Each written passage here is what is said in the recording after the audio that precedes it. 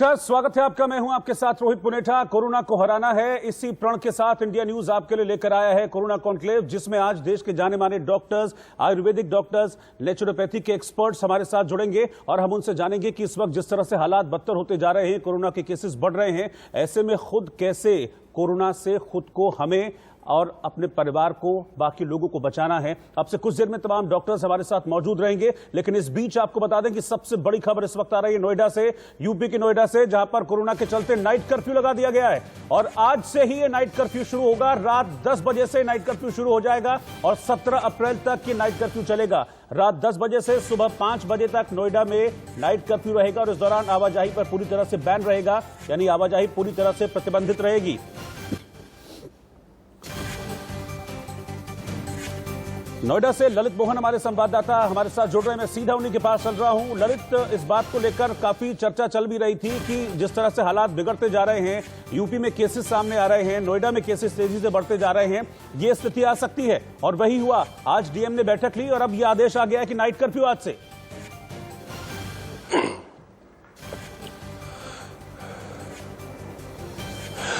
रोहित, देखिए, कल ही जो है उत्तर प्रदेश के मुखिया जो है उन्होंने जो मीटिंग करी थी उससे सीधे सीधे साफ ये संकेत मिल गए थे कि कहीं ना कहीं कर्फ्यू जो है आप लोगों के समक्ष आने वाला है। तो आज जो है अभी थोड़ी देर पहले ही जो है ऑफिशियली जो है उसको डिक्लेयर कर दिया गया है कि शाम को 9 बजे से सुबह 5 बजे तक का कर्फ्यू लेगा। और साथ ही साथ एक चीज और भी मैं आपको बताना चाहूंगा रोहित यहाँ पे कि उत्तर प्रदेश के मुखिया योगी आदित्यनाथ ने खास तौर से जो कमिश्नर हैं उनको भी और जो जिला अधिकारी हैं उत्तर प्रदेश के, उन सबको दिशा निर्देश दिए हैं कि कहीं पे भी भीड़ भाड़ वाली इलाके में कहीं ऐसा लगता है कि यहाँ से कोविड का ज्यादा खतरा है या भीड़ कहीं ज्यादा नजर आती है, सोशल डिस्टेंस का अगर कहीं पालन नहीं किया जा रहा, साथ ही मास्क नहीं लगाया जा रहा, तो उनके ऊपर आर्थिक दंड भी जो है लगाया जा सकता है। और उस जगह को अगर कोई मॉल है या कहीं शॉप है या कोई होटल रेस्टोरेंट है, अगर वहां पे भी इस तरीके के कहीं उनके नॉर्म्स को जो है पूरा नहीं किया जाता तो उसको सीज करने तक की जो है बात कही गई है कि उसको सीज कर दिया जाएगा। तो कहीं यह जरूर माना जा रहा है कि उत्तर प्रदेश के अंदर लगातार जो बढ़ रहे हैं, नोएडा जैसे, दिल्ली एनसीआर का जो पार्ट माना जाता है, बहुत महत्वपूर्ण इलाका उत्तर प्रदेश का जो माना जाता है, उसमें जो है आज 9 बजे से सुबह 5 बजे तक का जो है जो कर्फ्यू लगा है उसको भी कहीं ना कहीं ये सोच के जरूर लगाया गया है, क्योंकि एक तरफ दिल्ली की स्थिति है तो दूसरी तरफ नोएडा के अंदर लगातार जो है कोविड के जो पेशेंट है उनकी संख्या जो है बढ़ती हुई नजर आ रही है। एक तरफ और एक जो अगर ये कहें कि यहाँ दिल्ली और नोएडा की जो सीमा पर है, आज से फिर वही हालात नजर आएंगे जो पिछले साल मार्च में नजर आए थे, अप्रैल के अंदर जो नजर आए थे कि फोर्स जो है वहां पर रहेगी। दिल्ली से आने जाने वालों को सब पे निगरानी की जाएगी। अगर विदाउट पास भी अगर कोई निकलता है या बेवजह अगर उस कर्फ्यू के अंदर घुसता है। जी हाँ ललित, मैं ये आपसे पूछना चाह रहा हूं, आपने पास का जिक्र किया, क्या पुरानी वाली व्यवस्था फिर से लागू होगी? सबको पास जारी किए जाएंगे रात 10 बजे के बाद के लिए?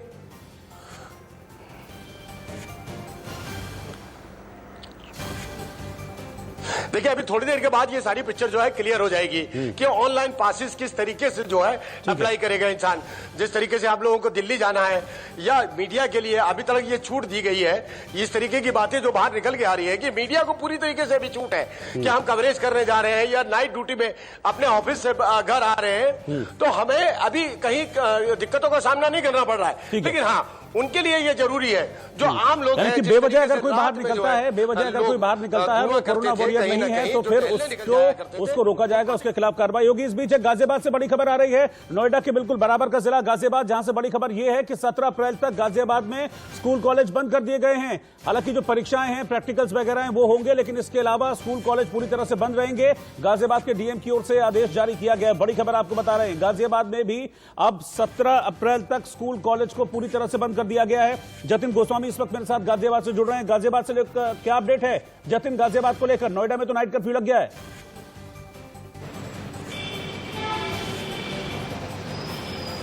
देखिए, स्कूल, कॉलेज, कोचिंग सेंटर सब बंद रहेगा 17 अप्रैल तक। और साथ ही साथ ये अपडेट मैं आपको बता दूं कि यहां पर भी नाइट कर्फ्यू इंपोज कर दिया गया है और रात 10 बजे से सुबह 5 बजे तक ये नाइट कर्फ्यू रहेगा और जो गाइडलाइन राज्य सरकार की है उनका सभी का पालन करना पड़ेगा। उसमें वही कि जो जरूरी सेवाओं से जुड़े जो लोग हैं या दुकानें हैं वो उनको जो छूट है वो दी गई है, प्रिंट इलेक्ट्रॉनिक मीडिया को छूट दी गई है। लेकिन नाइट कर्फ्यू का मतलब साफ तौर पर यही है कि तमाम लोग, जैसे लॉकडाउन में होता है रात 10 बजे से सुबह 5 बजे तक जो सामान्य प्रक्रिया है वो उस तरह से नहीं चलेंगी। रोड पर जो ट्रैफिक है वो नहीं चलेगा। ये तमाम चीजें उसमें हैं जो सामान्य लोगों के लिए। लेकिन जिन लोगों को छूट दी गई है वो लोग सिर्फ बाहर निकल सकते हैं। और गाजियाबाद के डीएम ने साफ कर दिया है कि जिस तरह से कोरोना के मामलों की रफ्तार बढ़ी है उसको देखते हुए अभी आज एक बैठक और की जा रही है जिसमें आगे की जो रणनीति है उस पर चर्चा जो है वो की जा रही है। जी ठीक है, मेरे साथ दो एक्सपर्ट्स भी बने हुए हैं, मैं उनको इंट्रोड्यूस करा रहा हूं। मेरे साथ इस वक्त डॉक्टर डीएन शर्मा हैं, नेचुरोपैथी के एक्सपर्ट हैं,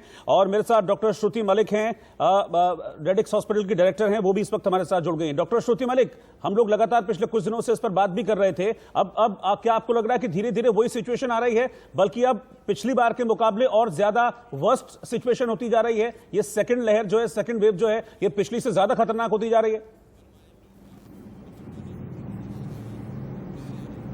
देखिए, अगर हम आंकड़ों की बात करें तो आज 1,26,000 लाख केसेस हो गए हैं, जो अभी तक का हाईएस्ट है। अगर हम पिछली वेव की बात करें तो 16 सितंबर को 98,000 केसेस हुए थे। तो ऑब्वियसली केस तो देखिए काफी बढ़ गए हैं। और जो ये सेकेंड वेव है, इसमें क्योंकि हमारा भी अस्पताल है, हम भी यहाँ पे वैक्सीन भी लगा रहे हैं, कोविड पेशेंट्स भी हैं, तो हम एक चीज ये देख रहे हैं यहाँ पे कि ये केस जो है थोड़ा इन्फेक्शियस वेव है और इन्फेक्शियस, और ये बच्चों के लिए भी काफी इन्फेक्शियस हो रही है। तो इसलिए हमें इस समय बहुत सतर्क रहना पड़ेगा। दूसरी चीज अगर आप देखें तो एक बड़ी अच्छी स्टडी की गई थी जिसपे ये देखा गया है अमेरिका में कि जिन लोगों ने सिंगल मास्क पहना तो उससे इन्होंने देखा कि अगर 95% लोगों ने डबल मास्क तो हमें पहनना ही चाहिए, क्योंकि वो 77% हमारा पार्टिकल जो है वो उसको अंदर घुसने से या वायरस का जो ड्रॉपलेट्स है उस इन्फेक्शन को कम करता है। पर अगर उन्होंने देखा कि अगर 95% लोग भी सिंगल मास्क पहन रहे थे तो 1.3 लाख जो है वो डेथ्स कम हो गई। तो आप खुद समझ सकते हैं कि इस समय मास्क, सोशल डिस्टेंसिंग और हैंड हाइजीन की कितनी इंपॉर्टेंस है। जी बिल्कुल जाहिर सी बात। प्लस जहां तक हमारा म्यूटेशन का वायरस आ रहा है, ऑब्वियसली देखिए म्यूटेशन आपने सुना ही होगा कि डबल म्यूटेंट वायरस आ रहा है। तो अगर इस टाइप के वायरसेस जो है, जब 2 म्यूटेशन के वायरस मिलते हैं तो वो और ज्यादा थर्ड सुपर इन्फेक्शियस बनाते हैं स्ट्रेन को। तो हमें इस समय बहुत सतर्क रहना है। नाइट कर्फ्यू भी अगर हो गया है तो हमें ये भी देखना है कि ऐसा नहीं कि दिन में वायरस नहीं हो सकता और सिर्फ नाइट कर्फ्यू से रात को ही हो सकता है। दिन में भी कई तरीके के जैसे धरना प्रदर्शन हो रहे हैं, उनको भी हमें रोकना है। हम सब लोगों को जो है अपने पर कंट्रोल करना है। कोई भी ऐसी सोशल एक्टिविटी जो केसेस को बढ़ा सके उसके लिए हमें बहुत ध्यान रखना पड़ेगा। बिल्कुल, बहुत ज्यादा ध्यान देने की जरूरत है, क्योंकि केसेस बढ़ रहे हैं। और अब आप ये देखिए, आलम ये है केसेस का कि आज 1,26,000 से ज्यादा, यानी कि नियर अबाउट 1,27,000 केसेस हिंदुस्तान में सामने आए हैं। लेकिन इस बीच सबसे हैरान करने वाली जो आंकड़े और खबरें वो महाराष्ट्र से आ रही है, क्योंकि महाराष्ट्र में कोरोना ने रिकॉर्ड तोड़ दिया है। पिछले 24 घंटे में 59,907 नए केस सामने आए हैं और इन्हीं 24 घंटों में महाराष्ट्र में 322 लोगों ने अपनी जान गंवा दी है कोरोना से। सिर्फ मुंबई की अगर मैं बात करूं तो मुंबई में 10,428 नए मामले कोरोना के सामने आए हैं और मुंबई में कोरोना से 23 लोगों की मौत हो गई है। तो आंकड़ा बहुत बड़ा है, 59,907, यानी कि near about 60,000 cases in last 24 hours. Urvashi हमारे साथ बनी हुई है, उर्वशी खोना मुंबई से। उर्वशी, पाबंदियां तो लगाई गई हैं और पाबंदियों का शायद मेरे ख्याल से तीसरा दिन है, लेकिन केसेस कम नहीं हो रहे हैं। 60,000 केसेस लगभग और 322 लोगों की मौत। जो अभी पाबंदियां लगाई गई हैं, क्या वो रिलीजियसली फॉलो की जा रही हैं? हम आपको बता दें कि ये रिलीजियसली फॉलो तो नहीं की जा रही है। आप जो आंकड़े बता रहे हैं वो सही है और बहुत ही ज्यादा डरावने हैं। इन सब के बीच में महाराष्ट्र का जो केस है, मुंबई और महाराष्ट्र का, वैक्सीनेशन डोसेजेस से लेकर अवेलेबिलिटी ऑफ बेड्स और ऑक्सीजन को लेकर, ये सारी चीजें बहुत ही ज्यादा मैटर ऑफ कंसर्न है, क्योंकि शॉर्टेज है।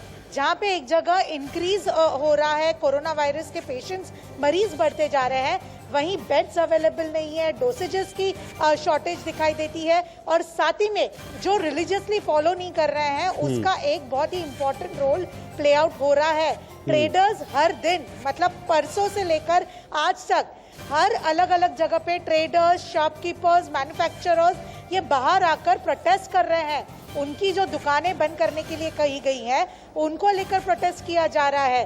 कई ऐसे लोग भी हैं जैसे अपोजिशन पार्टी की ओर से आती है चीजें, तो वो बोलते हैं कि ये पॉलिटिकल लॉकडाउन है, ये इन रियलिटी प्रॉपर लॉकडाउन है ही नहीं। तो ऐसे कई सवाल जो है ये पैरामीटर्स है जो कहीं ना कहीं अफेक्ट करते हैं और इम्पैक्ट कर रहे हैं ये वायरस को बढ़ते हुए स्प्रेड होने को लेकर और अदरवाइज भी। साथ ही मैं आपको बहुत इंपॉर्टेंट बात करूं जो अभी just health minister Rajesh Tope ने बताया है, पूरे महाराष्ट्र राज्य में सिर्फ 2 दिन के वैक्सीनेशन डोसेजेस है, 2 दिन के वैक्सीनेशन डोसेजेस है। और अगर 2 दिन में सेंटर की ओर से और वैक्सीनेशन नहीं आए तो महाराष्ट्र में वैक्सीनेशन ड्राइव स्टॉप हो जाएगी, फुल स्टॉप हो जाएगी पूरी तरह से। बिल्कुल, और ये अपने आप में बहुत ही चिंता का विषय है, बहुत चिंता का विषय है, क्योंकि 2 दिन का, जैसे बताया कि अभी उर्वशी ने, कि 2 दिन का वैक्सीन डोज बचा हुआ है और अगर और वैक्सीन डोज नहीं पहुंचता है तो फिर वैक्सीनेशन ड्राइव प्रभावित होगी। जबकि एक्सपर्ट से कहते हैं कि वैक्सीनेशन ड्राइव प्रभावित होना तो दूर की बात है, बल्कि वैक्सीनेशन ड्राइव को और बढ़ाया जाना चाहिए। मेरे साथ कुछ और खास मेहमान भी हैं। आज पवन सिन्हा जी भी आध्यात्मिक गुरु हमारे साथ जुड़ गए हैं। पवन जी, आपका भी स्वागत है। मैं DN Sharma ji, doctor naturopathy के, वो इस वक्त हमारे साथ हैं। मैं उनके पास चल रहा हूं, फिर पवन जी के पास आऊंगा। डीएन शर्मा जी, अब आप देख रहे हैं क्या सिचुएशन है, कैसे बचा जाए इस तरह की सिचुएशन से? नेचुरोपैथी में ऐसा क्या कुछ है जिससे घर पर बैठकर आदमी खुद को, इम्यूनिटी को अपना बढ़ा ले या इस वायरस से, इस डेडली वायरस से खुद को सेव कर सके? क्योंकि वही सिचुएशन आती जा रही है अब। बिल्कुल, आपने ठीक कहा। और लास्ट टाइम भी, पहले भी जब शुरू हुआ था तो आपने ही सबसे पहले प्रोग्राम ये 3 मार्च को जो है पिछले उसको कराया था। हम लोगों ने तब भी बताया था कि इस बीमारी में आगे आने वाले चीजों में रोग से लड़ने का काम बाद में होगा, स्वास्थ्य को बढ़ाने का काम पहले होगा, तो रोग से लड़ने का काम स्वतः हो जाएगा जी। तो हम लोग जो है सिखाते हैं स्वास्थ्य आपके जो है हेल्थ को कैसे इंप्रूव करें, और उसी इंप्रूव करने में लोगों ने देर से एक्सेप्ट किया, लेकिन काढ़े पीने किए तो उसी से बचाव बहुत हुआ था। लेकिन अब जो है इस बार जो है गर्मी का मौसम है, तो काढ़े को बहुत ज्यादा गरम बहुत ज्यादा मात्रा में जो है लेना हम बिल्कुल जो है एकदम एडवाइज नहीं करते जी। लेकिन अगर काढ़ा बनाना है तो उसको आप कोशिश करें कि ठंडा करके पिए। दूसरा, इसके अंदर पीछे 85% लोगों में B12 और विटामिन सी की हुई थी, तो इसमें सबसे बड़ी है। तो उसके लिए हम लोगों ने लास्ट टाइम भी बताया था कि आप विटामिन सी से भरपूर डाइट अपनी रखें, और एक चीज रूटीन में ध्यान रखें कि नींबू के रस में थोड़ी सी हल्दी और थोड़ा नमक मिला करके उसके जरूर डालें। इससे जो स्वयं जो हम ले रहे हैं वो जो जमता है में तो जो है अंदर रोक नहीं पाए, जम नहीं पाए, वो साफ होता है। साथ में इसी चीज के गरारे भी अगर 1 बार 2 बार दिन में कर देते हैं, नींबू, नमक और हल्दी तीनों, आधा नींबू ले लें और 1 चुटकी भर नमक ले लें, आधा चम्मच हल्दी ले लें, इसका पानी बॉइल करके गरारे जरूर कर लें। 2 प्रिकॉशन आज सवेरे शाम अगर दोनों टाइम करते हैं तो हमें कम से कम इस बीमारी के एकदम जो है जल्दी जो है पकड़ने के सिम्टम्स जो है ठीक है ठीक है। डॉक्टर डीएन शर्मा, आपने एक उपाय ये बताया, मैं आगे आपके पास भी आऊंगा, एक एक करके और भी उपाय जानूंगा, क्योंकि मैं इस बारे में मेरे को भी थोड़ा बहुत जानकारी है कि नेचुरोपैथी में बहुत सी ऐसी चीजें हैं जिससे हम अपने इम्यूनिटी सिस्टम को डेवलप कर सकते हैं और खुद को मजबूत कर सकते हैं। आगे भी मैं आपसे जुड़ूंगा। मैं पवन सिन्हा जी के पास चल रहा हूं, आध्यात्मिक गुरु हैं। पवन जी, ये जो सिचुएशन है कोरोना को लेकर, हम इस पर पहले भी बहुत बात कर चुके हैं जब last time first wave corona की थी, और एक चीज जो देखने को मिली कि मन बहुत अशांत हो जाता है जब आसपास इतनी नेगेटिविटी हो और इस तरह की चीजें सामने आ रही हो कि भाई रोज लाख केसेस सामने आ रहे हैं, और पैनिक जो लोग हैं वो पैनिक बहुत ज्यादा होने लगते हैं। तो ऐसे में ये बहुत ज्यादा जरूरी है कि मन को शांत रखते हुए कोई भी काम आगे किया जाए तो वो सही काम होता है। तो ऐसी सिचुएशन में, इन हालातों में, इस तरह की खबरों के बीच या इस तरह की हालातों के बीच कैसे आदमी मन को शांत रखे और क्या करे आगे?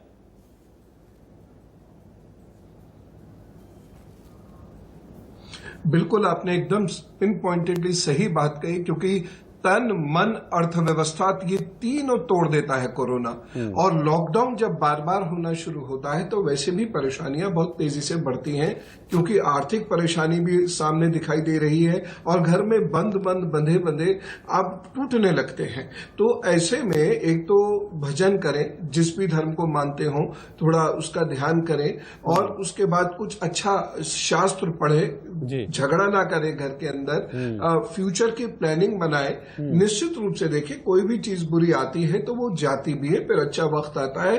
तो इस वक्त की गई प्लानिंग आपको बहुत लाभ देगी। विद्यार्थियों को इस समय की गई पढ़ाई आगे जाके बहुत लाभ देगी। कॉम्पिटिटिव एग्जामिनेशंस के लिए जो विद्यार्थी कर रहे हैं वो आगे जाके बहुत लाभ देगा। तो अभी वक्त जरूर खराब है, लेकिन सुबह नहीं होगी ऐसा नहीं है, इसलिए तैयारी करें अपनी। और एक चीज मैं जरूर कहूंगा, रेचक पूरक कुंभक अवश्य करें। सांस को धीरे धीरे अंदर लें और उसके बाद रोकें, कम से कम 40 सेकंड तक पहुंचने की कोशिश करें और धीरे धीरे छोड़ें। हाँ, ये वो लोग ना करें जिनके पेसमेकर वगैरह पड़ा है या डॉक्टर ने मना किया हुआ है, तो इससे लाभ होगा। जी ठीक है सर, मैं आपके पास आऊंगा, लेकिन इस बीच वाराणसी से एक बड़ी खबर आ रही है और वाराणसी से खबर यह है कि वाराणसी में भी नाइट कर्फ्यू यानी कि नाइट लॉकडाउन लगा दिया गया है। रात 9 बजे से सुबह 6 बजे तक वाराणसी में पाबंदियां जारी रहेंगी। हालांकि इस दौरान जरूरी सेवाएं पहले की तरह चलती रहेंगी, लेकिन बेवजह की आवाजाही करने वाले लोगों पर कार्रवाई की जाएगी। तो यूपी के कई शहरों में इस वक्त स्थिति यह आ गई है कि नाइट लॉकडाउन लगाया गया है। अलग अलग जगह थोड़ी बहुत टाइमिंग्स का जरूर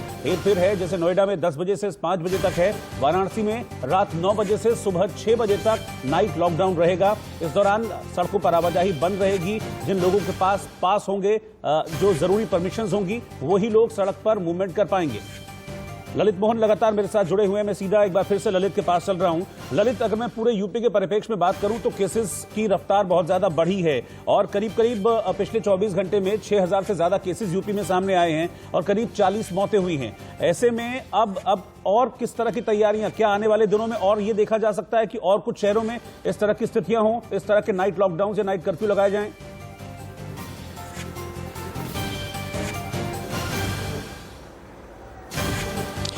देखिए रोहित, जिस तरीके से हम फिर वहीं पे जाएंगे घूम के, जो पिछले साल जब कोविड की शुरुआत हुई थी और अचानक इन्हीं दिनों में, अप्रैल के दिनों में और मार्च के दिनों में जो संख्या बढ़ी थी और जो आज पूरे देश भर के हम कोविड पेशेंटों की जो है अगर हम तुलना करते हैं तो उस रेशियो को पार करता हुआ नजर आ रहा है। लगातार संख्या बढ़ती चली जा रही है। तो कहीं ना कहीं वही हालात, पहले जैसे हालात सामने जो है दिखने शुरू हो चुके हैं। ये संकेत भी हो चुका है। अब बड़ी बात यहाँ पे आती है कि अभी पिछले एक सप्ताह पहले ही करीब 24 घंटे के अंदर, होली के दिन की बात कर रहे हैं, एक होली के दिन ही जो है करीब जब ये चर्चाएं शुरू हो गई कि लॉकडाउन लग सकता है और कोविड की संख्या बढ़ती चली जा रही है, तो उसमें पढ़े लिखे जो युवक थे तमाम ऐसे थे कि 24 घंटे के अंदर 7 लोगों ने सुसाइड कर लिया था। 7 लोग अपने आप में। और पिछले साल जो कोविड था उसके अंदर हम बात करेंगे मई और जून के अंदर करीब 150 लोगों ने सुसाइड किया। इस बात के लिए क्योंकि उनकी नौकरियां चली गई थी, उनके घर में खाने तक को पैसे नहीं थे। आज वो फिर हालात हुए। बड़ी मुश्किल से हर शख्स, अगर व्यापारी की बात करें, उद्योगों की बात करें, नौकरी पेशे वाले की बात करें, बड़ी मुश्किल से उभर के सामने आया है। अभी खड़े होने की कोशिश ही हुई थी कि फिर से यू टर्न मारा है। अगर वही वाली सिचुएशन आती है नजर आ रही है। मैं डॉक्टर श्रुति मलिक के पास चलूंगा। डॉक्टर श्रुति मलिक, अब इस वक्त फिर वही सवाल खड़ा होता है कि ऐसे में क्या करें और क्या ना करें, ये बहुत ज्यादा इंपॉर्टेंट हो जाता है, क्योंकि ये सिचुएशन आई है तो कहीं ना कहीं ये बात तो फैक्ट है कि कुछ लापरवाहियां रही होंगी, कुछ गलतियां रही होंगी और उन्हीं की वजह से आज हम वापस उसी मुहाने पर खड़े हैं जहां हम ये सोच रहे थे कि हम उसको पीछे छोड़ाएं।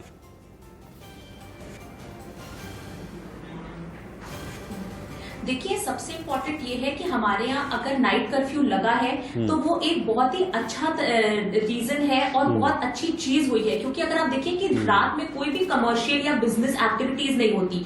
यूजुअली लोग सोशली मिलते हैं और यूजुअली यंगस्टर्स मिलते हैं, तो काफी हद तक हम इससे भी कर्टेल कर पाएंगे अपने केसेस को बढ़ने के लिए। दूसरी चीज मैं ये भी बताना चाहूंगी कि हमारे यहाँ अभी तक 9 करोड़ वैक्सीन लग चुकी है, बट फिर भी कई सारे ऐसे लोग हैं जो अभी भी वैक्सीन नहीं लगवा रहे हैं, जिनको कि 45 साल से ऊपर है, जिनको कि ये अपॉर्चुनिटी मिली है कि लगवाए, बट उनके मन में फिर भी किसी प्रकार का एक डर है, एक फियर है कि हम ना लगवाए। तो मैं उन सबसे कहना चाहूंगी कि आप प्लीज आगे आइए और वैक्सीन लगवाइए, क्योंकि देखिए जितना हम अपनी तरफ से प्रोटेक्शन कर सकते हैं वो हमें जरूर करना चाहिए। इस चीज में जब हमें सरकार ऐसा मौका दे रही है तो हमें कोई भी लापरवाही नहीं करनी चाहिए। दूसरी चीज क्या है, घर में हमें देखना चाहिए कि हम कैसे कैसे इम्यूनिटी अपनी बढ़ा सकते हैं, क्योंकि देखिए जिन लोगों की इम्यूनिटी अच्छी है उन लोगों ने काफी हद तक उस बीमारी से लड़ गए, क्योंकि हम प्रोटेक्शन अपना ले सकते हैं, बट हमें ये नहीं पता कि सामने वाले को जो है वो कोरोना है कि नहीं। तो हम एक तो लोगों से मिलना जुलना थोड़ा कम करें। अगर हमें लगता है कि बेवजह बाहर जाने की जरूरत नहीं है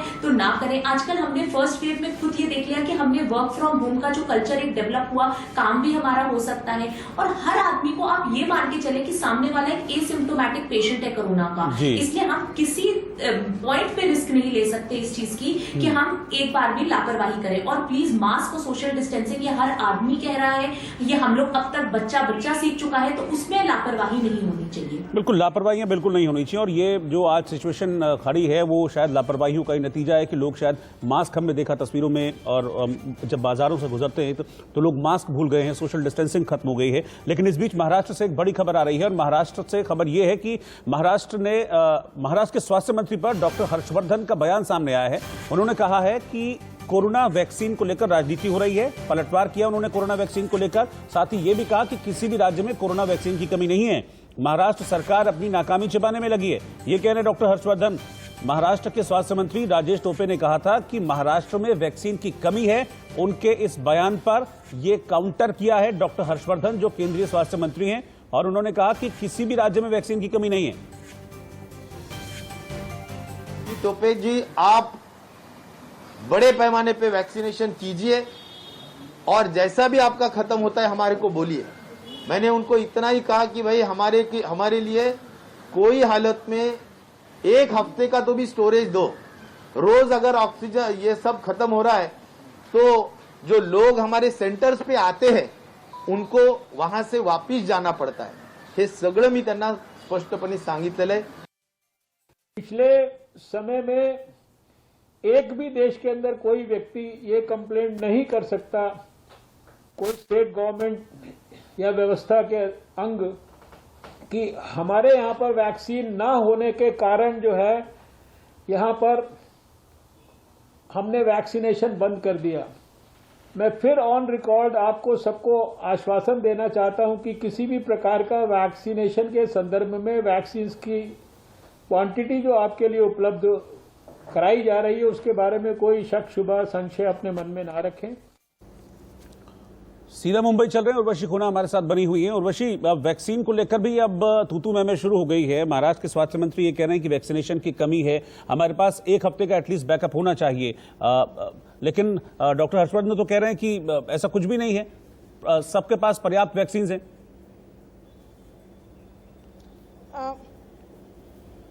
एक बात ये कहीं ना कहीं थोड़ी सी अनफॉर्चुनेट हो जाती है जब हम देखते हैं कि स्टेट वर्सेस सेंटर मुद्दा आ जाता है पैंडेमिक के बीच में, जहां पे एक महामारी की बात कर रहे हैं। पर मैं आपको बता दूं कि आज के दिन को लेकर जो एक फिगर्स बाहर आए हैं हेल्थ गवर्नमेंट की, स्टेट के हेल्थ डिपार्टमेंट की ओर से, वो ये है कि 9 लाख डोसेजेस अवेलेबल है। 17 लाख डोसेजेस सेंटर जो है स्टेट को देना चाह रही है या उन्होंने वो डिप्लॉय किया है। पर वो 17 लाख कब आएंगे वो बहुत इंपॉर्टेंट है, क्योंकि महाराष्ट्र गवर्नमेंट की ओर से ये 9 लाख जो है वो 2 दिन में खत्म हो जाएंगे।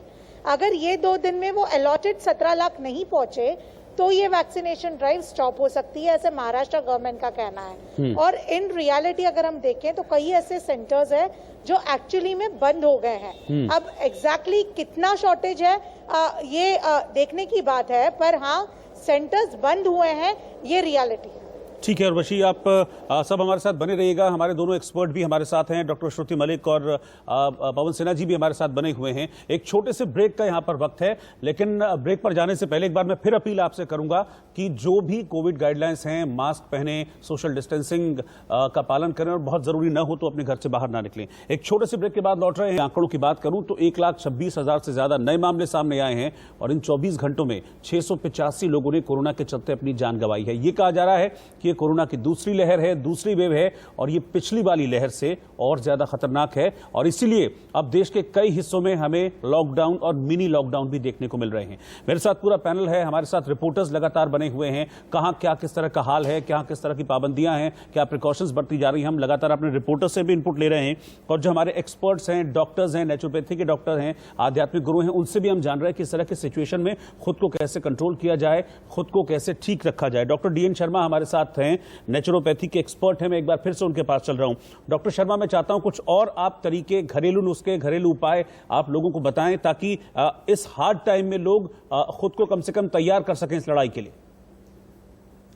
जी बिल्कुल ठीक जो है आपने कहा कि हमने पहले बताया कि क्या आप जो है गले और नाक को कैसे साफ रखें। उस सेना साहब हैं ही तो वो अगर बताएंगे कि इसमें जो है जल नीति की एक क्रिया होती है, सूत्र नीति, जल नीति, जिनको अभ्यास बहुत लंबा नहीं करना पड़ता, ये 1 से 2 दिन में जो है इसका अभ्यास हो जाता है। और कुंजल प्रक्रिया, अगर बीपी नहीं है तो कुंजल प्रक्रिया, इससे उनका जो है इम्यूनिटी डेवलपमेंट जो है जब नहीं रहेगी तो उसके चांसेस भी कम होंगे। साथ में हम लोग सुझाव देते हैं कि कुछ एक पाउडर जो आज इम्यून को बूस्ट करते हैं, जो आज के मौसम के बदलाव के कारण जो गला और खराश ये जो है आने की संभावना रहती है, उसके लिए सब लोग अगर घर में तैयार कर लेते हैं, जिसके अंदर मेन चीज ये है कि चीनी, अश्वगंधा पाउडर, जी, अलसी, आंवला पाउडर, तरबूज के बीज की गिरी, खरबूज के बीज की गिरी, सूरजमुखी बीज की, ये सब को अगर आप चाहें तो दालचीनी ये आधी मात्रा में ले, बाकी सम भाग में लेकर के मिश्रण चूर्ण बना के ले लें और 1-1 चम्मच चूर्ण सवेरे शाम लेते रहेंगे।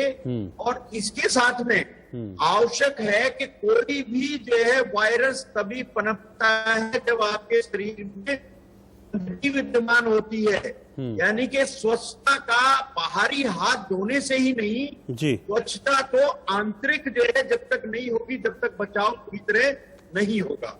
तो आंतरिक जो है स्वच्छता के लिए आपका पेट साफ रहना बहुत जरूरी है। तो खान पान इन दिनों ऐसा ले जिससे कॉन्स्टिपेशन ना हो, पानी ज्यादा से ज्यादा ले, विटामिन सी युक्त जो है आंवला, नींबू का सेवन भरपूर करें, इस तरह के चीजें जो है करें। और कोई अगर चाय की जगह पसंद करे ब्रोकली और मशरूम का सूप टमाटर के साथ में ले, ब्रोकली, मशरूम, पाइनएप्पल, ये चीजें ऐसी हैं जिसमें जो है आपका इम्यून बहुत अच्छा होता है। और साथ में विटामिन सी की कमी कभी तो नहीं पाती। शरीर का इम्यून रोग से लड़ने के लिए उसमें आरबीसी आपके कभी भी जो है कम नहीं होंगे, उसमें आरबीसी मेंटेन रहेंगे। आरबीसी मेंटेन रहेगा तो आप लोगों को लेने में जो है किसी प्रकार का होगा, बीमारी से, क्योंकि अभी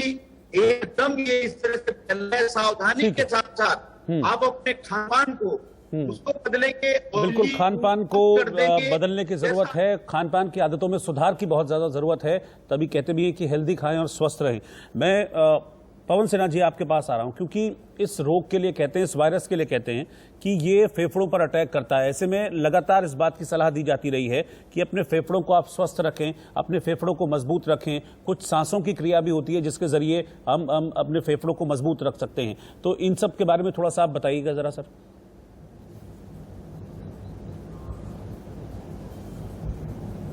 देखिए, सुबह सुबह सब लोग क्या करें, फेफड़ों के लिए बड़ा जरूरी है, अदरक को ले लें, इतना बड़ा टुकड़ा अदरक ले लें, उसमें एक लौंग ले लें, ऐसे दांत में रख के उसे खूब अच्छे से चबाएं जिससे दोनों का रस शरीर में पहुंच जाए। ये हर व्यक्ति को आज से गांठ लगा लेनी है कि केवल गर्म या गुनगुना पानी ही पीना है और उसके बाद बैठ जाए और कम से कम 15 मिनट सांस को यहाँ रोक लें कम से कम 40 सेकंड और 10 मिनट तक ये लगातार करें। उसके बाद जब खाना खा चुके उसके 3 घंटे बाद भी इसे रिपीट कर सकते हैं। ठंडी चीजों से बचना होगा और जैसे हमारे आदरणीय डॉक्टर साहब ने कहा, नाक बंद नहीं होनी चाहिए। तो नेति क्रिया लेकिन वो सीख के करनी चाहिए। नेति क्रिया आप कर सकते हैं, उससे बहुत लाभ मिलेगा। तुलसी का पानी बहुत फायदेमंद होता है। दालचीनी तुलसी की चाय पी लिया करें, उससे बड़ा लाभ मिलेगा। और ग्रीन टी हो तो क्या कहना। अच्छा, मैं अभी उर्वशी के पास चल रहा हूं, मुंबई से हमारे साथ है। जैसा कि अभी आपने सुना कि हमारे जो एक्सपर्ट्स हैं उन्होंने घर में आप किन चीजों का इस्तेमाल करके, जो आपके अमूमन सब घरों में होती हैं, उनका इस्तेमाल करके कैसे आप खुद को मजबूत रख सकते हैं, अपनी इम्यूनिटी को बढ़ा सकते हैं, ये तो आपने देखा। मैं अभी उर्वशी के पास चल रहा हूं, मुंबई से हमारे साथ उर्वशी लगातार बनी हुई है। उर्वशी, जैसा कि आप बता रही थी कि अभी जो गाइडलाइंस हैं कोविड की, वो ये देखते हुए भी कि महाराष्ट्र में सबसे ज्यादा केसेज आ रहे हैं, उनको रिलीजियसली फॉलो नहीं किया जा रहा है। तो क्या आपको लग रहा है कि अब सख्ती हो सकती है या सख्ती बरतने के मूड में है महाराष्ट्र सरकार कि जो लोग नहीं मानेंगे उन पर अब कुछ तगड़ा एक्शन, कुछ कठोर एक्शन हो?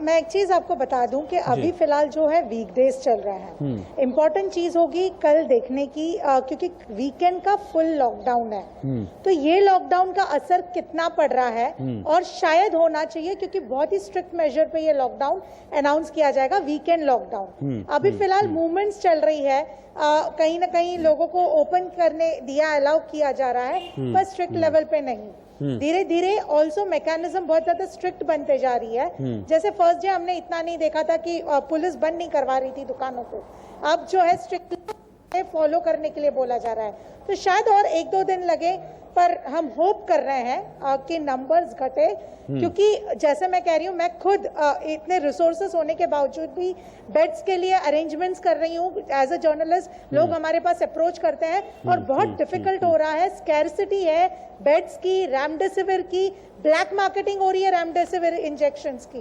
तो ये सब मैटर ऑफ कंसर्न है, इसलिए हर कोई जो बेसिक नॉर्म्स है कोविड के वो फॉलो करे, ये रिक्वेस्ट है। डॉक्टर श्रुति मलिक, एक चीज और मैं आपसे जानना चाह रहा हूं, क्योंकि अभी क्या है कि अब हम देख रहे हैं कि ये सीजन चेंज वाला एक मौसम चल रहा है।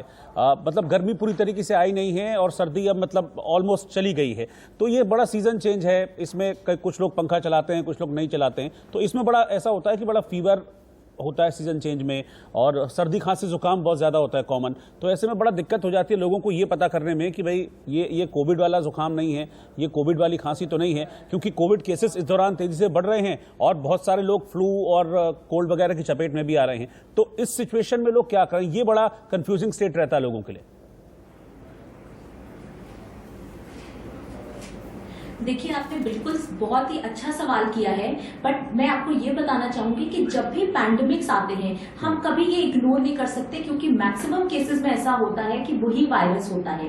बट हमें अपने आप को टेस्ट जरूर कराना चाहिए, क्योंकि टेस्टिंग ही सबसे मेन तरीका है जिससे हम पता कर सकते हैं। क्योंकि हो सकता है कई लोग ऐसे हों जिनके में सारे सिम्टम्स कोरोना के ना आ रहे हों, और पहले और दूसरे दिन तो सारे सिम्टम्स आते भी नहीं है, धीरे धीरे कुछ सिम्टम्स आते हैं। तो इसलिए अगर हम टेस्टिंग कराएंगे तो हमें टेस्टिंग से एग्जैक्टली पता चल जाएगा कि वो कोरोना है या वो नहीं है। हम अपने आप ही खुद इसको डिफरेंशिएट ना करें, पहली चीज। दूसरी चीज क्या है कि अगर हमारे कई बार ऐसा होता है कि फॉल्स पॉजिटिव या फॉल्स नेगेटिव रिजल्ट्स भी आते हैं, तो कई बार होता है आपको सिम्टम आ रहा है बट आपकी रिपोर्ट में अगर नेगेटिव आ गया तो आप रीटेस्टिंग कराइए, ठीक है। ये बहुत ही इंपॉर्टेंट चीज है, ताकि हम अपने आप को जो है वो श्योर शॉट कर सके और हम अपने आप को आइसोलेट कर ले। क्योंकि अगर हम ये मान के चलेंगे कि हमें नहीं हुआ है, हमारी रिपोर्ट नेगेटिव आ गई है तो और सिम्टम्स आ रहे हैं हमारे में, तो हो सकता है हम अपने घर वालों को, अपने परिजनों को इन्फेक्ट कर दें। दूसरी चीज अगर हमने बात करें तो ये जो सेकंड वेव है इसमें हमने कुछ और सिम्टम्स भी देखे हैं जो कि पेशेंट्स को होता है। जैसे नॉर्मली अगर हम बात करें कोरोना में तो खांसी, जुकाम, सरदर्द ये तो था ही,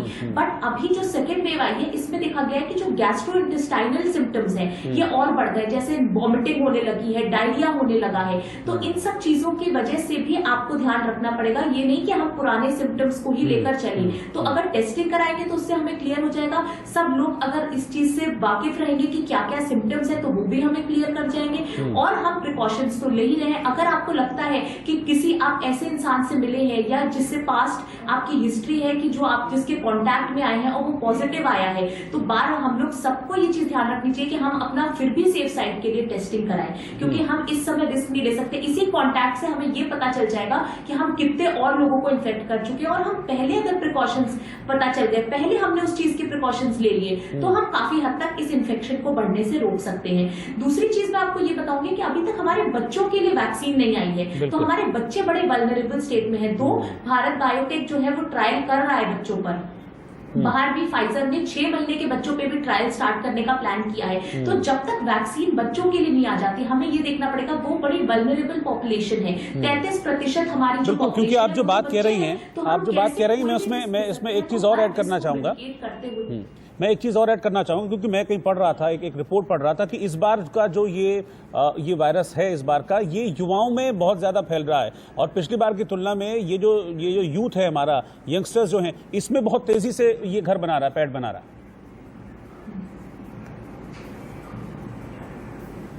बिल्कुल सही बात है। ये ऐसे केसेस आ गए हैं कि जो यंगस्टर्स में ये वायरस ज्यादा देखा गया है। और अगर हम एक स्टडी भी हुई थी जिसमें इन्होंने कंपेयर किया कि कई सिम्टम्स ऐसे थे जो 18 साल से नीचे के बच्चों को लिया गया और 18 साल से ऊपर के एडल्ट को लिया गया, तो उन्होंने ये देखा कि 18% ऐसे लोग हैं बच्चे जिनको की सोर थ्रोट था, पर केवल 6% एडल्ट थे जिनको की सोर थ्रोट की प्रॉब्लम थी। अगर रनिंग नोज कहे तो वो बच्चे में ज्यादा सिम्टम्स आ रहे थे। और अभी भी ऐसे केसेस बच्चों के सामने आए हैं जिनमें की लॉन्ग उस पे देखा गया है कि जब लॉन्ग इन्फेक्शन हो गया है बाद में, तो उनको MSIS जैसी चीजें, जिसको हम कहते हैं मल्टी सिस्टमिक इन्फ्लेमेटरी सिंड्रोम, जो कावासाकी डिजीज जैसा चीज है, वो सिम्टम्स आ रहे हैं। तो हम लोग अभी जब तक वैक्सीन नहीं है बच्चों के लिए, मेरा ये सबको एक रिक्वेस्ट है सबसे कि हम लोग काफी हद तक अपने आप को प्रिकॉशनर्स में रखें, मास्क प्रॉपर से पहने और अपने बच्चों की जान के साथ खतरा ना लें। बिल्कुल, ये तो अब कहते हैं ना कि इसको तो बिल्कुल गांठ बांध लेना चाहिए कि भाई आप बिना मास्क के निकलेंगे नहीं, आपको सोशल डिस्टेंसिंग मेंटेन रखनी है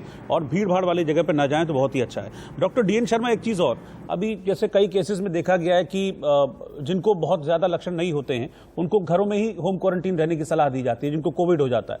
तो ठीक है, एक पैरेलल उनका ट्रीटमेंट तो चलता ही है, जो डॉक्टर्स उनको सजेस्ट करते हैं, रिकमेंड करते हैं, वो दवाएं तो लेते हैं। लेकिन ऐसे लोग जो कोविड पेशेंट हैं और घर में अपना वो क्वारंटीन है, आइसोलेट हैं, वो लोग क्या कर सकते हैं? और इसमें सर जो है, जो घर में क्वारंटीन हुए हैं, अभी जैसे मैडम ने जो है 2-3 चीजें जो है बताई कि इस बार का जो है कोरोना गांव में भी फैल रहा है। जो कि पहले जो है गांव जो है नहीं गया था, मास लेवल पे नहीं, और मास लेवल पे इसीलिए ये संख्या एकदम जो ब्लास्ट हुई है, ब्लास्ट होने का कारण भी यही है कि गाँव में डिस्टेंसिंग या दूसरे रूल्स जो है वो फॉलो कम करते हैं लोग। इस कारण जो है वहां पे इसका रिस्क ज्यादा रहता है कि वो मास लेवल पे फैलना शुरू हो जाए, तो वहां पे सुविधाएं भी कम होती हैं और हाइजीन बहुत कम मेंटेन होता है। और इस बार का जो ये लक्षण आ रहे हैं, जो इसका दूसरा रूप आया है, उसमें जो लक्षण है उसके अंदर डायरिया, दस्त लगना, उल्टियां लगना, या उनको जो है सिर दर्द जो है बहुत होना, लक्षण भी थोड़े इसमें नए ऐड हुए। तो नए लक्षणों के कारण जो है उस पे अगर जाते हैं तो वो सारे हाइजीन से संबंधित ज्यादा नजर आते हैं जी। और हाइजीन जो है वो गांव की सबसे बड़ी कमजोरी मानी जाती है जी। तो इसलिए जो घर में क्वारंटाइन है बहुत अच्छी बात है। अगर वो आप अपने देश चारों तरफ को जो है साफ सुथरा वातावरण और डिस्टेंस मेंटेन करते हैं, तो उसके साथ साथ आंतरिक शुद्धि पे ध्यान दें। मैंने पीछे बता रहा था जो नहीं कंप्लीट कर पाया था जी। आप अपनी सलाद को क्वारंटाइन के टाइम उसको बढ़ा दें, 300-400 ग्राम सलाद रोज आना। अगर क्वारंटाइन है तो 300 से 400 ग्राम सलाद जरूर खाएं और 150 से 200 ग्राम फल आपको जरूर लेना है। ठीक है। इसी के साथ में अगर मेवा कोई भी जो है, बहुत लोग जो है भिगो करके बादाम खाते हैं, अंजीर खाते हैं, तो 20 से 25 ग्राम ले, ऐसा नहीं कि उसको भी भर भर के खाना शुरू करते हैं। ठीक है। और सब्जी 200 ग्राम जो है आप खा करके एक आध चपाती ले। ऐसे लक्षण जो जिस तरह के नजर आते हैं, तो लक्षण बुखार के हैं, तो हम लोग एक जो है सिर्फ बुखार के लिए घरेलू चीजें, क्योंकि सिम्पटैटिक इलाज करना इसमें बहुत जरूरी है जी। जिसमें आधा चम्मच हल्दी, आधा चम्मच अजवाइन और आधा चम्मच ही जो है उसके अंदर जीरा लें। तो ये तीनों चीजें, जीरा जो है पेट को साफ करने के काम आएगा, अजवाइन जो है थोड़ा कफ और उसको जो है कवर करके वो भी आंतरिक जो है शुद्धि करेगी, और हल्दी एंटीबायोटिक होने की वजह से वो काम करेगी 7 किलो इटा। अगर इसका जो है आप जो है सिंपल काढ़ा बना करके एक चाय के रूप में अगर क्वारंटाइन है ठीक है तो उसमें ठीक है। मैं पवन सिन्हा जी के पास चल रहा हूं। पवन सिन्हा जी, एक बहुत इंपॉर्टेंट सवाल मैं आपसे इसलिए भी पूछना चाह रहा हूं क्योंकि कल जो पेपर की डेट्स वगैरह हैं वो भी आ गई कि मई में अब बच्चों के एग्जाम्स वगैरह भी शुरू होने वाले हैं, बोर्ड एग्जाम्स वगैरह। तो ऐसे में अब एक तो ये पैनिक सिचुएशन, ऊपर से बोर्ड एग्जाम्स, तो कैसे बच्चे अब तालमेल बिठाएं कि मतलब एक डर को अपने दिमाग से निकालें और पढ़ाई पर फोकस कर पाएं, इसके लिए कुछ बताएंगे आप?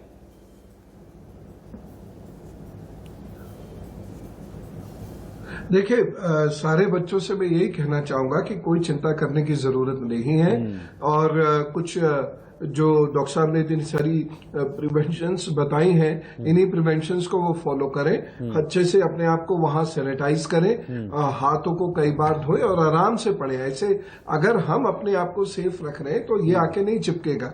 और मास्क जरूर लेके चलें, पानी खूब पिएं और थोड़ा थोड़ा वॉक जरूर करें। ब्लड सर्कुलेशन अच्छा रहने से इम्यूनिटी स्ट्रांग होती है। तो आराम से पढ़ाई करें और वहां जाएं।